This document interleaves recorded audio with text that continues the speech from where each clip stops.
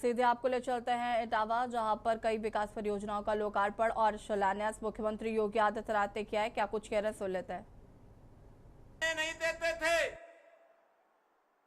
और निवेश के नाम पर तो सब नदारत था, कोई आने वाला नहीं था। लोग कहते थे जब हम स्वयं ही सुरक्षित, हम स्वयं सुरक्षित नहीं है तो पूंजी क्या सुरक्षित रहेगी, पूंजी क्या सुरक्षित रहेगी।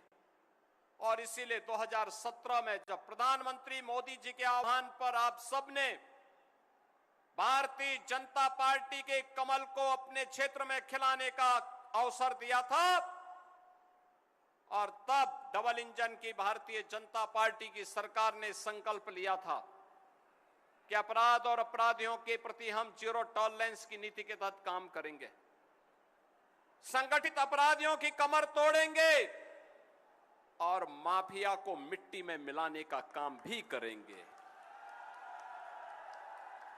बहन और भाइयों, भारतीय जनता पार्टी ने जो कहा वो करके दिखा दिया। जिन्होंने उत्तर प्रदेश के अंदर हर जनपद में एक माफिया दिया था, संगठित अपराध का गढ़ यूपी को बना दिया था, यूपी के नौजवान के सामने पहचान का संकट खड़ा कर दिया था, यूपी के किसानों को आत्महत्या करने के लिए मजबूर किया था, यूपी के कारीगरों को बेरोजगार बनाया था, और यूपी के अंदर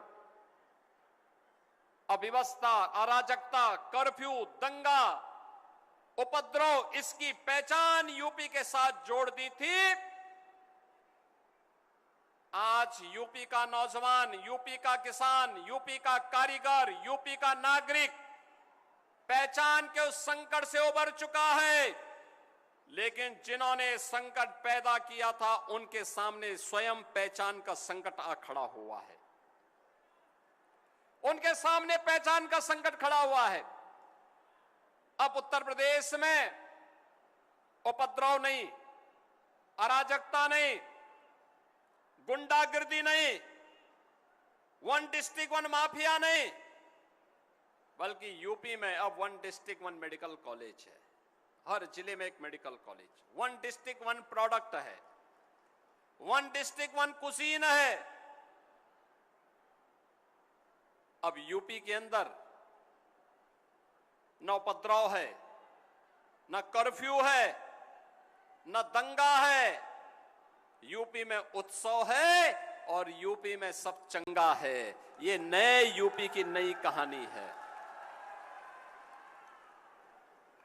जो लोग पहले आपसे 10 कदम दूरी बनाते थे 10 वर्ष पहले तक, आज आप कहीं जाएंगे कहेंगे मैं यूपी का हूं, मैं इटावा का हूं, मैं मैनपुरी का हूं, मैं आगरा का हूं, मैं जालौन का हूं, मैं फतेहपुर का हूं, मैं औरैया का हूं, किसी भी जनपद का आप बताएंगे, वह व्यक्ति आपसे दूरी नहीं बनाएगा, बल्कि उसके मन में आता है कि वह आपके नजदीक आए और आपको गले से मिल ले। यह आज आपकी पहचान है। एक समय यूपी से निकले हुए एक समाजवादी नेता ने जमीन से जुड़ करके कार्य किया था। सम्मानित मुलायम सिंह जी ने काम करने का प्रयास किया था, लेकिन बाद में सेफई सिंडिकेट ने उनकी पूरी मुहिम को परिवारवाद और वंशवाद की विष बेल में ऐसे लपेट दिया कि कोई नौकरी निकलती थी वो सिंडिकेट उस पर हावी हो जाता था। यहां का नौजवान देखता रहता था, नौकरी नहीं, किसान को उसकी सुविधा का लाभ नहीं, श्रमिकों को उसके उसके श्रमदान से वंचित कर दिया जाता था। विकास के नाम पर लूट खसोट का जो दौर चला, उसने आपके सामने पहचान का संकट खड़ा कर दिया, यूपी को बीमारू राज्य बना दिया। देश की सबसे बड़ी आबादी का राज्य बीमारू हो जाएगा तो देश का क्या होगा? और यही होता था। आज बहनों और भाइयों, यूपी में न दंगा है, न कर्फ्यू है, न उपद्रव है, यूपी में न माफिया है न संगठित अपराध है। अब हमारा यूपी उत्सव प्रदेश बनकर के उभरा है। हमारा प्रदेश अब बीमारू राज्य नहीं, भारत की अर्थव्यवस्था के ग्रोथ रूप में उभरा है। और ग्रोथ इंजन की उसी कहानी को बताने के लिए आज मुझे इटावा जनपद में आने का अवसर प्राप्त हुआ है। उसी कहानी को बताने के लिए आज मैं आया हूं।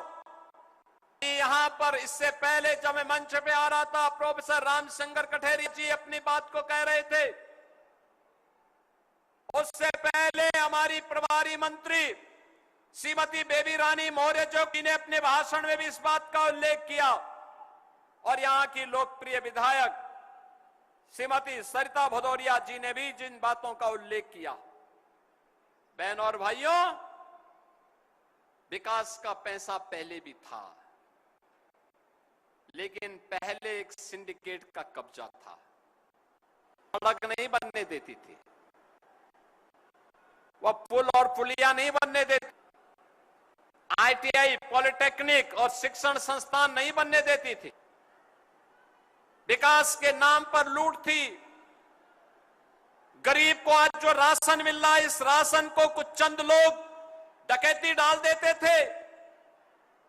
गरीब को जो आज आयुष्मान की 5 लाख रुपए की सुविधा मिल रही है, इस पे कुछ चंद लोग कब्जा कर लेते थे। आज आपने देखा होगा, हम लोगों ने पहले बेसिक शिक्षा, माध्यमिक शिक्षा, शिक्षा मित्र अनुदेशकों को 5 लाख रुपए की कैशलेस की सुविधा दी। आज हम लोगों ने उच्च शिक्षण संस्थानों से जुड़े हुए सभी शिक्षकों और शिक्षणोत्तर कर्मचारियों के लिए 5 लाख रुपए की कैशलेस की सुविधा को जारी किया। प्रदेश में पहले से 10 करोड़ लोगों को हम इस सुविधा का लाभ दे रहे हैं। प्रदेश पहले भी था, लेकिन इस पर एक सिंडिकेट का कब्जा था।